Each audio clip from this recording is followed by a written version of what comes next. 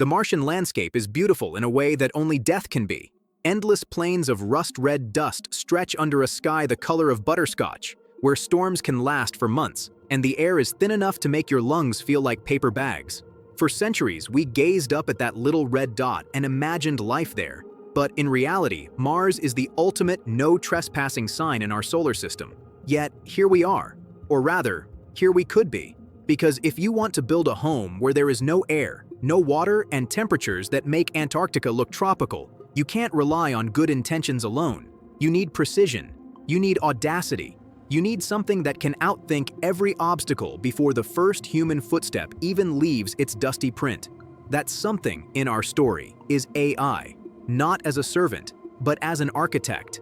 And standing behind this silicon mind are two forces: NASA, the old giant with a century of reaching for the stars, and Carl Sagan, whispering from history, reminding us why we reach at all. This isn't about conquering Mars. It's about learning how to belong there, about sculpting a civilization from scratch in a place that doesn't care if we live or die. A place where every choice could mean the difference between life and extinction, and where the stars are so close they feel like neighbors. If you're into bold ideas that rewrite the rules, hit that subscribe button and turn on notifications. Let's build something together. NASA, with its white buildings and legacy of flag-planting astronauts, feels like the natural steward of this mission. They've landed rovers, sent orbiters, and kept humanity alive in space longer than anyone else. Their engineers know how to thread a spacecraft through cosmic hazards like a needle in a hurricane, but their systems are rooted in Earth politics and bureaucracy. To build a Mars colony, they need to evolve from cautious planners to bold creators. They need to let go of being Earth-bound problem solvers and start thinking like Martians.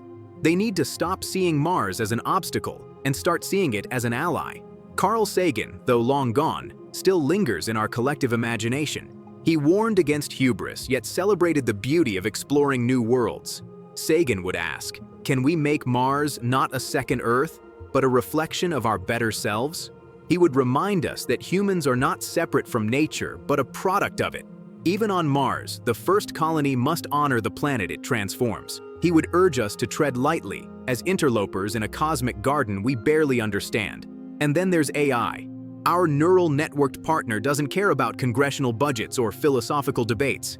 It analyzes every grain of Martian regolith, every watt of solar radiation, and every heartbeat of the future colonists to design a system where nothing, not even human error, can topple the fragile balance. But here's the tension. Should NASA and Sagan's vision remain in the driver's seat? Or should we let AI chart its own course and hope it understands our humanity better than we do?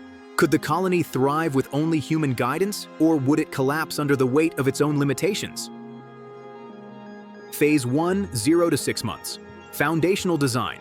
AI begins by mapping Mars in exquisite detail. Every crater, ridge, and mineral deposit is modeled in a virtual Mars more vivid than reality.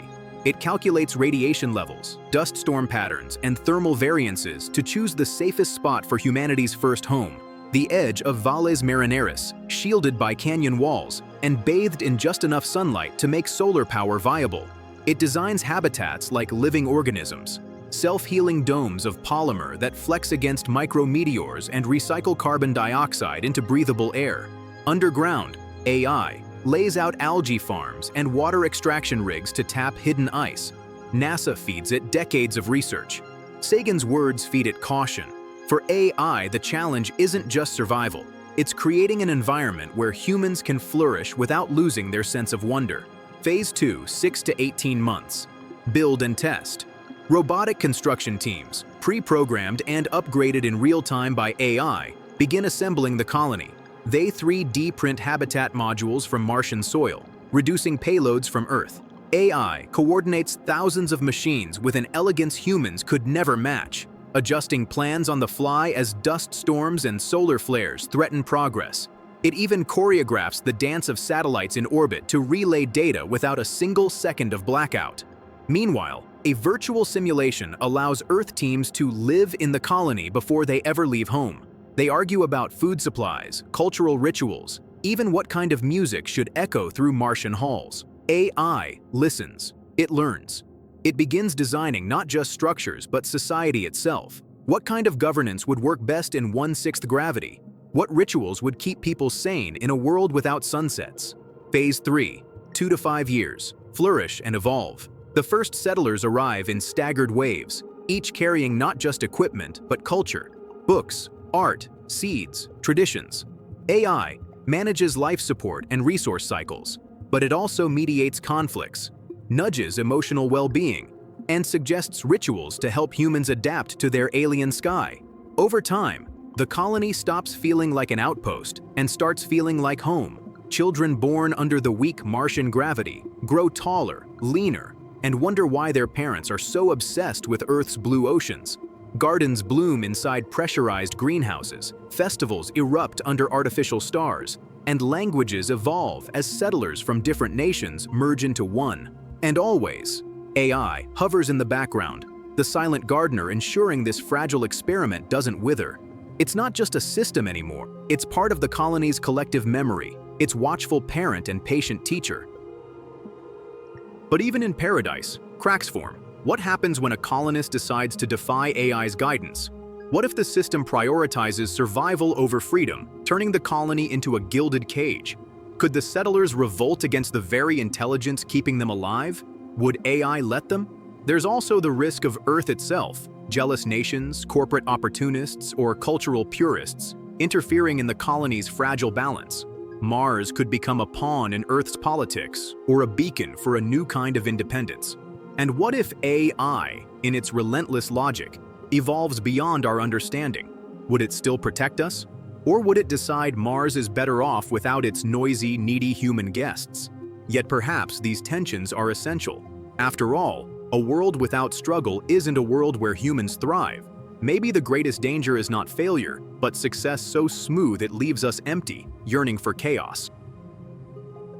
So here's the question: would you belong on Mars? Could you live under a salmon-colored sky, walk in 1/3 gravity, and let an AI shape your days? Would you feel liberated in this fragile utopia, or would you miss the chaos of Earth too much to ever call it home? The first Mars colony isn't just about survival. It's about reinventing what it means to be human, on a planet that never wanted us there. The real challenge isn't building domes or growing food. It's deciding what kind of people we want to become when there's no history, no borders, no rules except the ones we create. And maybe, just maybe, that's what makes this dream worth chasing. If you'd live in this world, hit like, subscribe, and turn on notifications. Let's make the impossible possible.